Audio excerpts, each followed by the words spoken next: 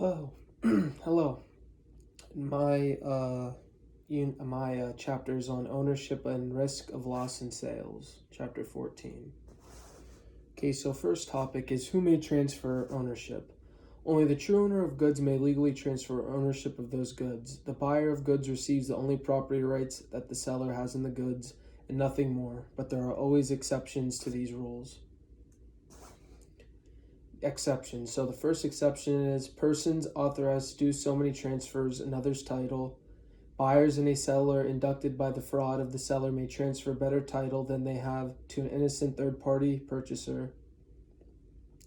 Holders of negotiable documents of title may transfer better title than they have. And the last one is merchants who keep possession of goods they have sold may transfer better title than they have. Buyers in a sale induced by fraud.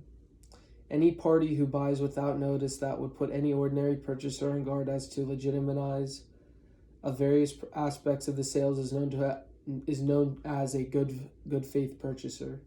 A buyer with voidable title resulting from a sale induced by fraud may transfer valid title to a good faith purchaser.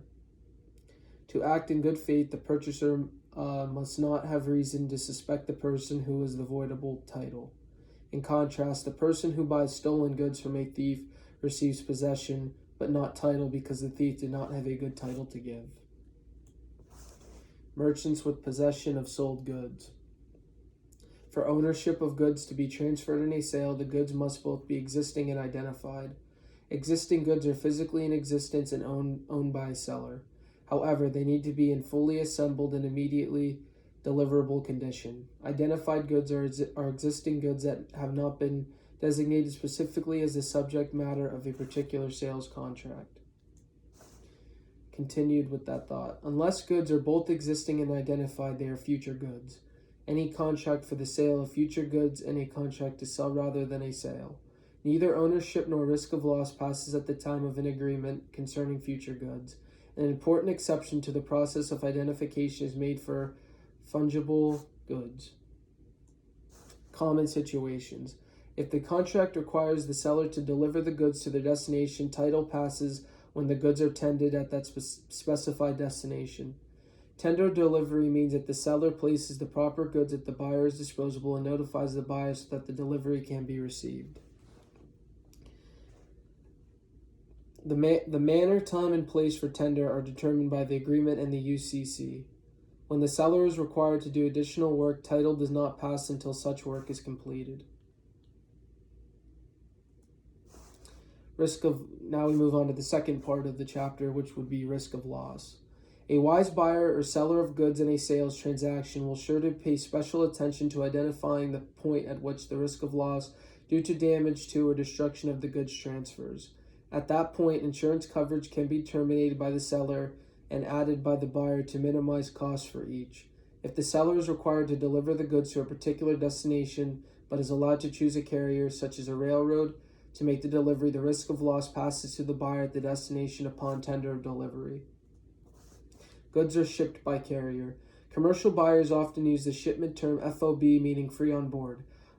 For example, assume that the seller is in Atlanta and the buyer is in New York City. In this case, FOB Atlanta means that the seller agrees to deliver goods no further than the carrier's freight station, which would be in Atlanta, Georgia.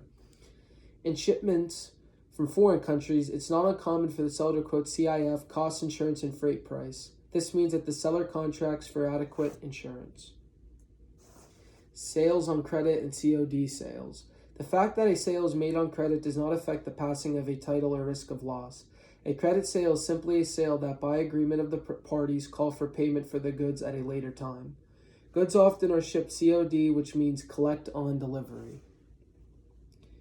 The carrier collects the price and transportation charges upon delivery and transmits this amount to the sellers. Sale on return and sale on approval. A sale or return is a completed sale in which the buyer has an option of returning the goods.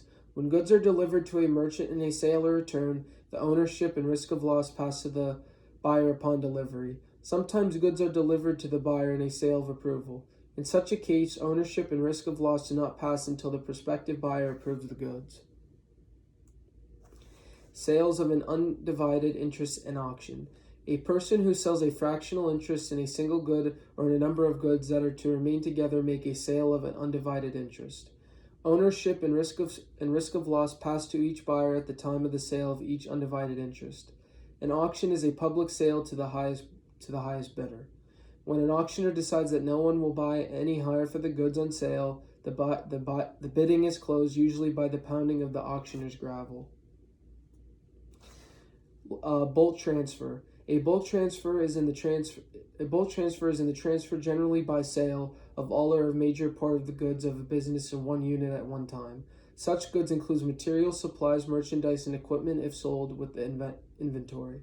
The law protects creditors of the occasional dishonest merchants who would otherwise sell out secretly, keep the proceeds, and disappear.